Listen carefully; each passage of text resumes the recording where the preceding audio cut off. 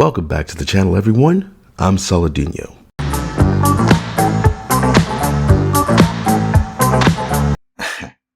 Warner Brothers Discovery earnings reports reveal Suicide Squad Kill the Justice League caused a 41% loss in video game revenue.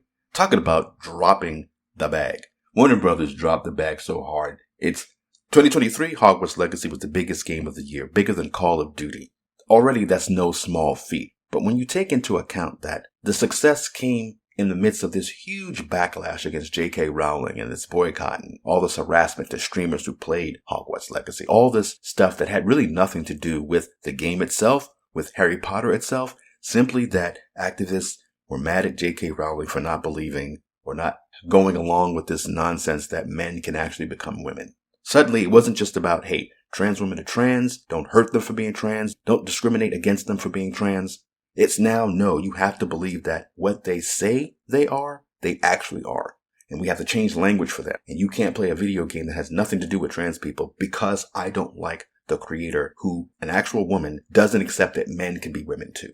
So it was still a success. And not only was it still a success despite that, but I also believe, and everybody knows this, it was a success because of the backlash, because of the boycott. Because no matter how much virtue signaling there is out there, no matter how afraid people are to actually speak up about this, everybody knows men can't become women, women can't become men. It's just something that you just recognize as a thing. Certain people have this dysphoria. Other people, most people I think who identify as trans women in particular, are doing it because they're either artistic, they bought into this weird hype, they want to get some kind of advantage out of it. Like I think with Chris Tyson, I think he is trans largely because of some of the skeletons in his closet. Not to really get into that. It's just interesting to see how something that's so off kilter, that's not really a part of genuine mainstream society, in a very small population. Forget trans, just the whole LGBT thing in general is a very small part of the population. But it's become so big in entertainment.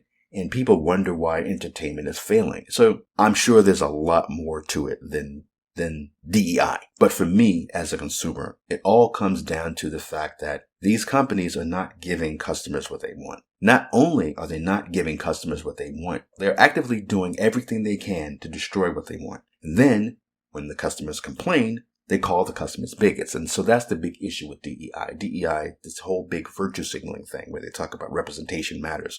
If it mattered, Hogwarts Legacy wouldn't have been the biggest game of 2023. So, all right. So this article is from Bounding into Comics, written by your boy Spencer Bakula. He's the only reporter I recognize from this site. Like, he always seems to have the best articles. Okay. And yet further confirmation that the game was a complete and total misfire in almost every regard. Warner Brothers Discovery's latest earnings report has revealed that the absolute failure of Suicide Squad Kill the Justice League led to their quarterly video game revenue declining by digits. As detailed by the company in their Q2 2024 earnings report, their overall studio revenues for the quarter compared to the same period the year prior decreased 4%, excluding drops resulting from changes in foreign currency exchange rates due to struggles in their TV, theatrical, and video game studios. And I haven't even talked about the comic books.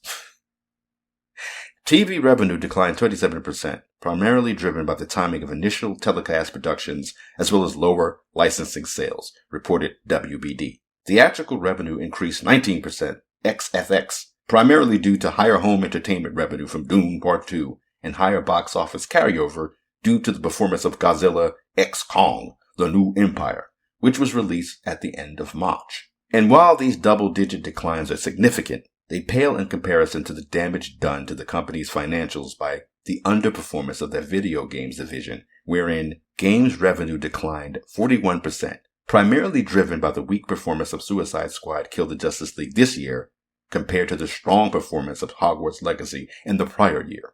It's interesting how it's the geek hobby that suffered the most. That's where activists have been given the most leeway, it seems. They're allowed to run wild and to be openly hostile to the customer. The whole modern audience thing is, like we all say, a myth. There's no such thing. But the crazy part about it is, the modern audience just comes down to, we hate the audience we have. Speaking to this revenue drop during the company's accompanying Q2 2024 earnings presentation, try to say that 3 times fast, try to say that once fast. WBD CFO Gunnar Windelfels again outright admitted that Suicide Squad Kill the Justice League was a major reason for their financial stumble. I mean, they dropped the bag hard. Now, turning to studios, we enjoyed healthy theatrical revenue growth despite underperformance of recent releases and aided by strong carryover from Q1 releases, said the exec. Experiences and consumer product revenues continue to perform nicely. I hate this language. It's not real. It's robotic. And we remain very upbeat about the opportunity we see in better coordinating processes around managing franchises. No wonder this stuff has no blood in it, no heart and soul. Listen to the people who sell this stuff. Television was down, particularly as we worked through the last of the strike-delayed delivery, which sets us up for a big swing up in the second half. I don't know. See, the thing about the television stuff, especially just thinking about Harry Potter. So I think they're still working on this, or they started work on this long-form adaptation of the books. They're going to mess it up because they can't help themselves. They're going to race swap Hermione. They're not just going to stop at Hermione. They're going to race swap a bunch of them. And they're going to wonder when it comes out, but they're going to mess it up. They can't help themselves. So, okay, what did we say? Okay, so yeah, a big swing up in the second half. While, as we called out last quarter, games are still struggling against last year's Hogwarts Legacy comp in a muted response to Suicide Squad this year. Muted. It's like, 100 people playing the game now, and probably half of those people are people who work at Rocksteady, if not all of them. Further, when later pressed by Goldman Sachs, analyst Michael Ng, with attitude, Michael Neeg, during the presentation's Q&A portion as to whether WBD considered their video game operations as a core part of the portfolio, WBD CEO and president of Global Dreaming and Games, J.B. Parrott, likewise admitted that Task Force X's latest mission was an absolute bust. Ironically, so they talk about absolute bust, right? So this is Tara Strong, the voice actress for Harley Quinn in Suicide Squad Kills the Justice League, dressed as Harley in her Arkham Knight costume. And this is Sweet Baby Inc.'s version of Harley Quinn's Arkham Knight costume. Gee, I don't know. We're having such a hard time getting players to play our games. I can't figure it out.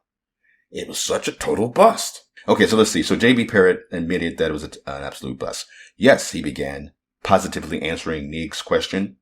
We know that our franchises, particularly in a world where the gaming industry, launching brand new franchises is getting harder and harder for a number of reasons, including IDFA, which is Identifier for Advertisers.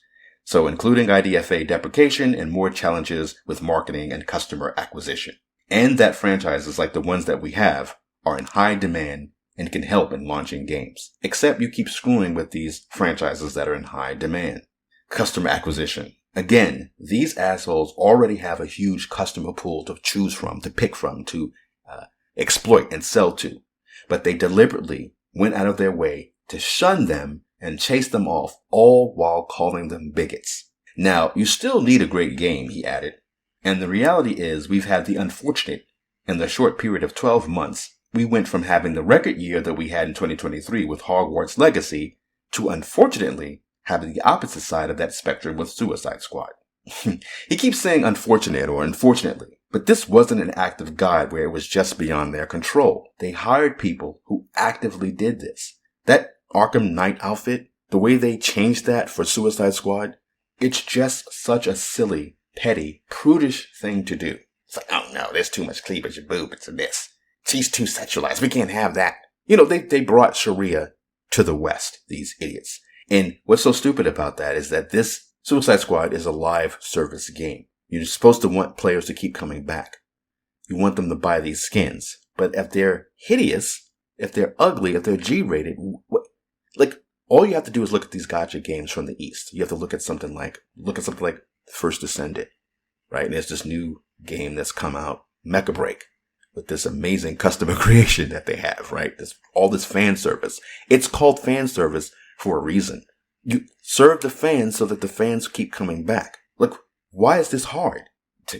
No pun intended. Suicide Squad Kill the Justice League's latest DLC character, Mrs. Freeze, is now available for purchase for all 4 of the game's remaining players. And if that's not enough to get them to keep playing, per a tease within the aforementioned DLC pack, they can look forward to Deadshot's daughter, Zoe Lawton, joining the team in the near future.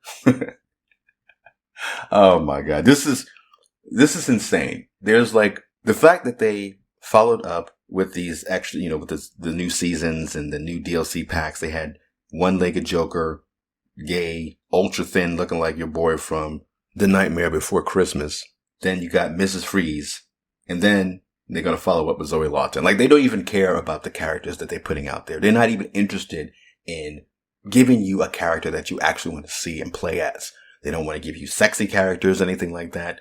No, they're just playing around with all this money that they've been given. We're supposed to feel sorry for all these companies that are getting shut down, all these layoffs that is happening in the West. Like, you don't see this going on with these Eastern studios. The only firings I hear about, regarding these Eastern studios is that they fired their feminists. And they were smart to do that. And again, this is not about women and misogyny.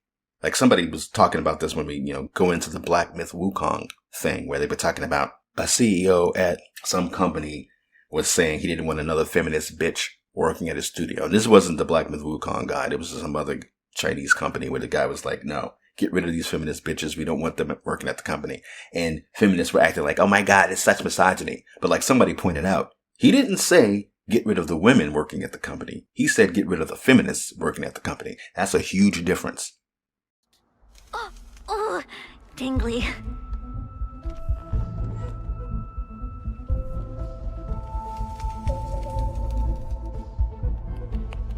These are your world's finest scientific minds? What happened here?